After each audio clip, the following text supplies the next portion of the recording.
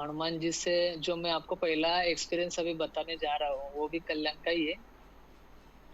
Actually हुआ ऐसा कि अ, बहुत साल पहले की बात है, जब मैं कॉलेज में जाता था, तो कॉलेज में जब भी हम जाते थे उस वक़्त, तभी शाम के टाइम पे ऐसे ही मेरी माताजी है, उन्होंने मुझे जो गेहूँ जो पीस के लाते हैं, जी। वो जो डब्बा रहता है, वो लेके आने को बोला था शाम के टाइम पे।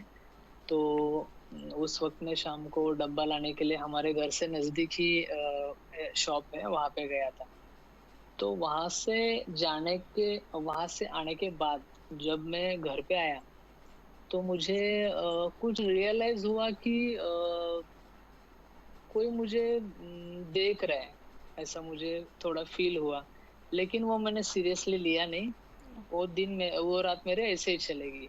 दूसरे दिन मॉर्निंग में जब भी मैं उठा, उस वक़्त भी मुझे वही फ़ील हुआ कि कोई मुझे जैसे मैं अभी इधर बैठा हूँ और कोई मुझे इस तरफ से ऐसा ब्लरिश देख रहा है मुझे कोई। ओह! तो भूत वगैरह ये सब चीज़ों पे मुझे वो टाइम पे इतना कुछ ट्रस्ट नहीं था, तो मैं सोचा कि मैं मुझे कुछ ये हुआ रहेगा, भास हुआ रहेगा, तो मैंने इग्नोर कर दिया। फिर मैं दोपहर को जब भी मैं मेरे कॉलेज में गया और मैं डोंबिवली स्टेशन पे बैठा था, तो उस वक़्त भी मुझे वो फ़ील हुआ कि कोई मुझे देख रहा है। ओके।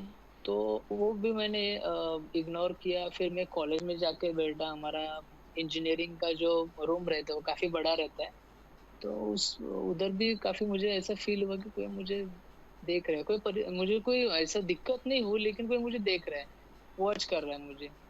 तो वो दूसरा दिन भी वैसे ही चला गया। जब भी तीसरा दिन आया सुबह, तो सेम मैंने यही फ़ील किया दोपहर तक। फिर शाम को एक ऐसा वक़्त आया कि मुझे लगा अभी मुझे घर पे कुछ अलग है ये, और मुझे ये घरवालों को बताना पड़ेगा। तो मेरा नसीब इतना अच्छा है, और एक कोइंसिडेंस बोल सकते हैं, या जो मेरी जो भक्ति है हनुमान जी के प्रति इतने सालों से, तो शाम के टाइम पे मेरे एक रिलेटिव्स है जो मेरे घर से नजदीक रहते हैं। उनके घर पे एक मारुति जी के भक्त आए हुए थे, ओके। किसी कारण की वजह से काफी दूर से आए थे। और शाम को हम जब भी उनके घर पे पधारे, तभी जैसे ही मैंने एंट्री किया, तो उनको समझ में आया कि मेरे पीछे कोई एक अंदरूनी शक्ति है जो मेरे पीछे पड़ी है। तो ओके। एक उनको काफ़ी अनुभव होने की वजह से उन्होंने एक आधे घंटे में मुझे क्लियर कर दिया ये सब बातों से।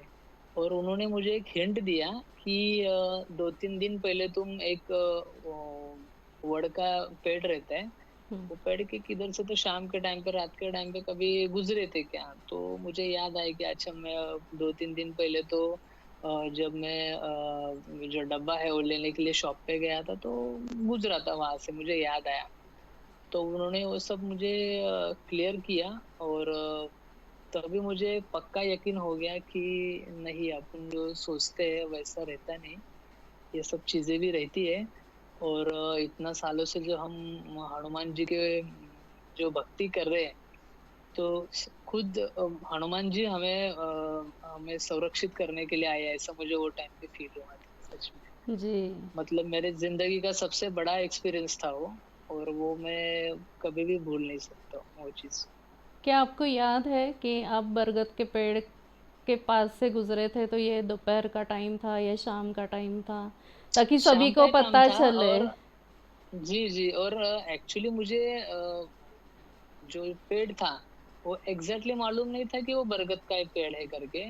तो उन्होंने जब मुझे पूछा, तो मैं बोला कि हाँ, मैं गया रहूँगा शायद, क्योंकि पेड़ तो अपन पूरे देखते नहीं है ना कहाँ पे है। लेकिन जब मैं अगले दिन एक क्यूरियोसिटी के हिसाब से मैं फिर उसी जगह से गया, तो मुझे कन्फर्म हो गया कि अरे, यहाँ पे तो बरगद का पेड़ है करके। हुँ। मतलब उन्होंने जो बातें बताई थी, तो वो एक्चुअली सब सच बताया था उन्होंने।